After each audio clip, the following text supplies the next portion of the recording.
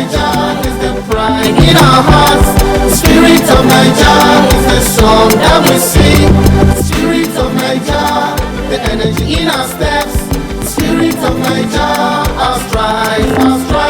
Can lift the invisible thread around the heart of the beat. The spirit of Niger is in our drum beat.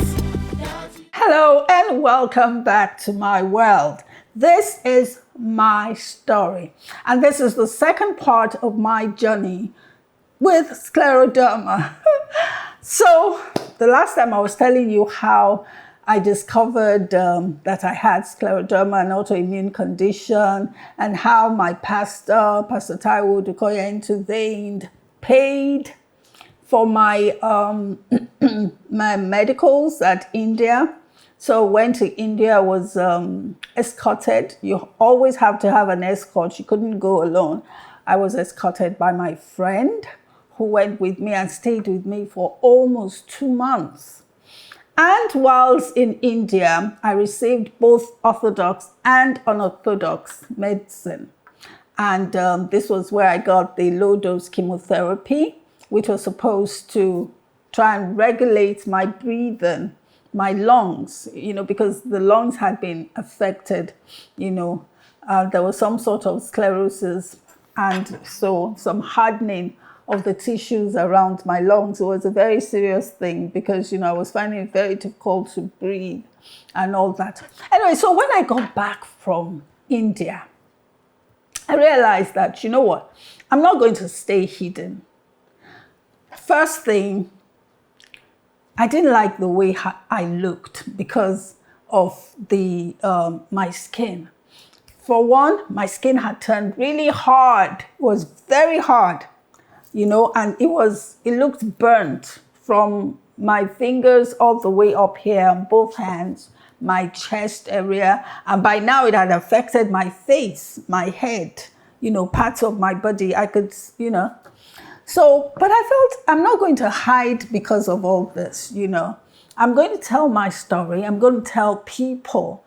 And there might be some people out there who do not have the privilege of the word of God that I have, and the assurance of the Holy Spirit that I have, and the comfort thereof. So I determined that, I was going to talk about it. So I started talking about it on my page, on Instagram, and I was writing and, just walking myself through all the things that I had been through. And as a result of this exposure, quite a few people started getting back to me that, they too had scleroderma. And by the way, it's a very rare disease. Not a lot of people experience it. So a lot of people contacted me with their own stories, how they were grappling with the disease, how difficult it was and all of that. One thing I realized in my journey with scleroderma was that I started noticing the things that I would eat or be exposed to that would affect me. Number one, stress. I had to do away with stress because I found that emotional stress is often a trigger for diseases, particularly autoimmune conditions, right? So if you're working in a very stressful environment or you are in a stressful relationship with your wife, your husband, your children, co-workers, whatever it is that is a trigger for stress in your life, you have to reduce it drastically or really run away from it. Because stress was a trigger for me, and mine was emotional stress. And that's another thing. As a child, I always ran away from any form of emotional stress. How I was able to identify that very quickly, I don't know. But, I realized that if I was friends with somebody that was stressful, I'll just withdraw. Straight, I'll just withdraw. Can't come and kill me for my mother. I identified very early that if an environment is toxic for me, it was going to affect me physically. As limited as my knowledge or information of medicine was at the time, but I always said it So it's funny how I did not realize when I got older, when I was in any toxic environment or situation, that I needed to withdraw or remove myself completely from it.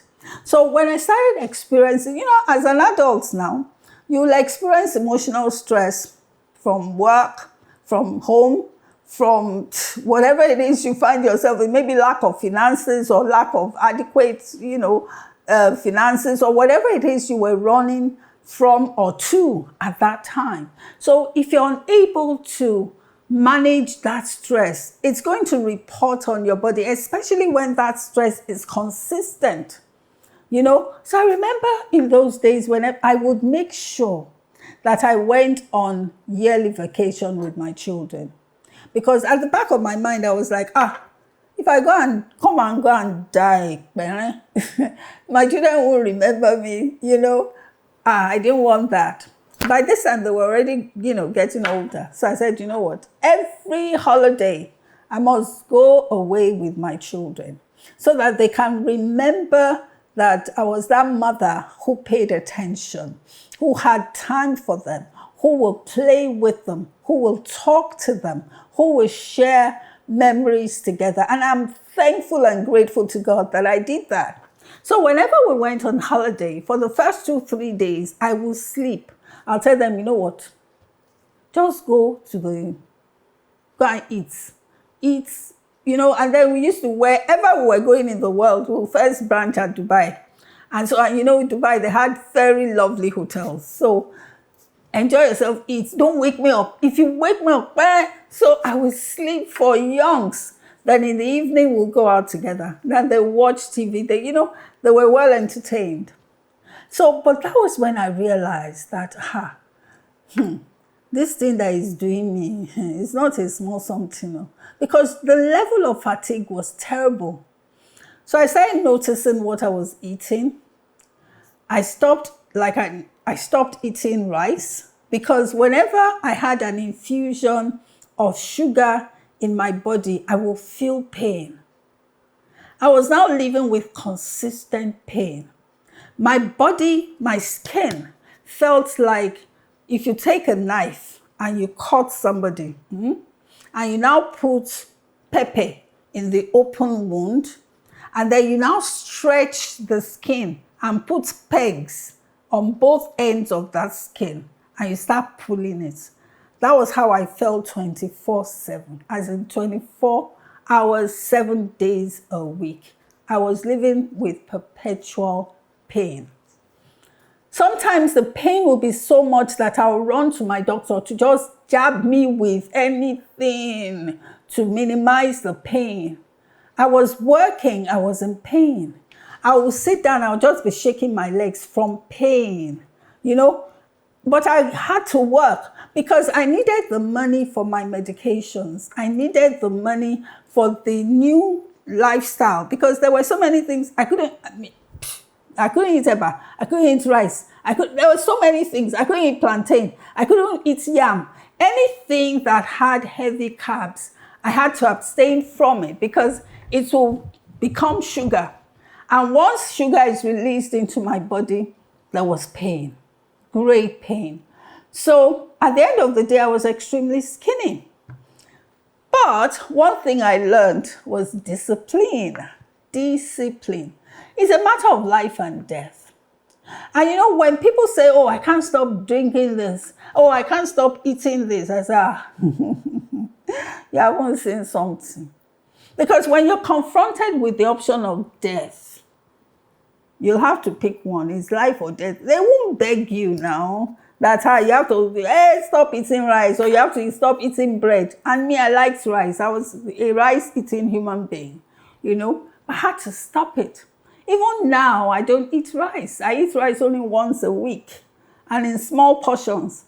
I must eat that rice with vegetable because I don't want sugar in my body, right? It's a question of valuing your life. And so when you do that, you have to discipline yourself. Like, I know that a lot of people struggle with, oh, I can't stop drinking Coke. And they're addicted to it. And it's affecting their health. They can't stop, drinking it, because when you're used to doing something, it becomes a habit. And your body, your brain calls for it. Now, I can't remember the last time I took soft drinks, Coke, Fanta, any of those things. I can't. Because it's going to translate. If I'm looking at sugar, like cake, those decadent cakes with, with chocolates and all of those, my body will start doing funny. As in, my body will react against it. I can't eat it, right? I was at a party over the weekend. It was somebody's wedding and all. And all the everything were just flying around. I thank God for one thing. As a child, my mom taught us to eat your square meals, no snacking. So I was used to eating without snacking, right? So once I got to that party, I was just there to eat amala. I eat amala and gbegiri with ewedu. Once I'm full, I'm full. Yoruba people say that once you are yod, you are yod. There's nothing that you can add to it. So once I ate my amala, drank my water, I was good. So and that party, there was a lot of different kinds of food.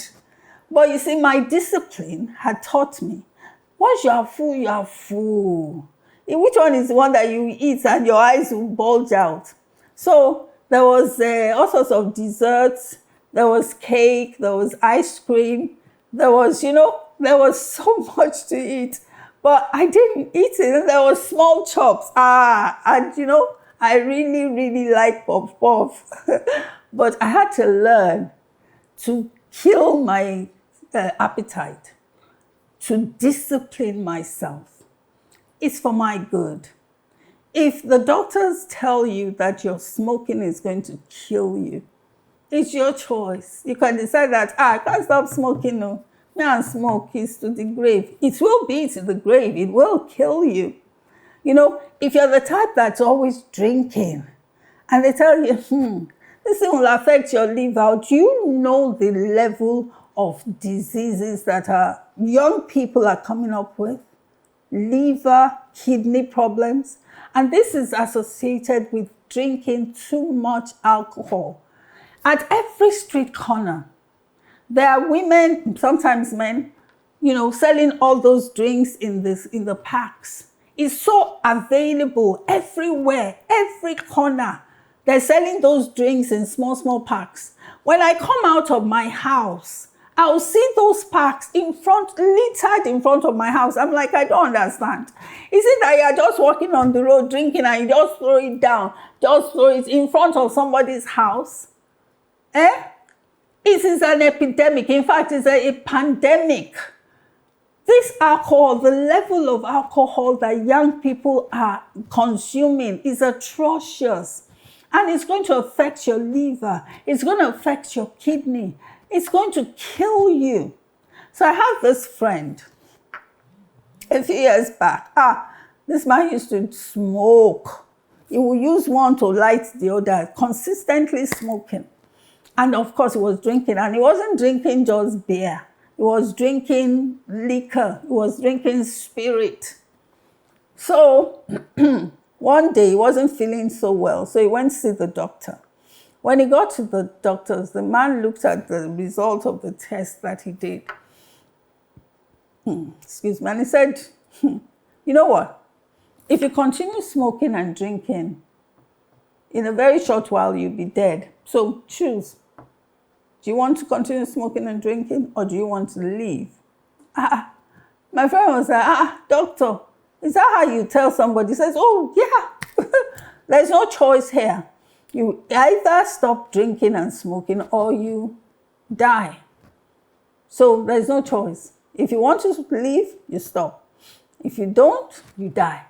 He was thrown off by the attitude of the doctor and the way he said it. He said, I don't have an alternative for you. And that's how my friend stopped drinking and smoking. Because at the time, his children were still young. And so he needed to be alive for them. And today he's still alive.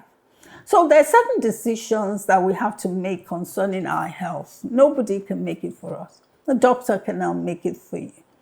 And having had scleroderma, I learned, I researched, I read a lot.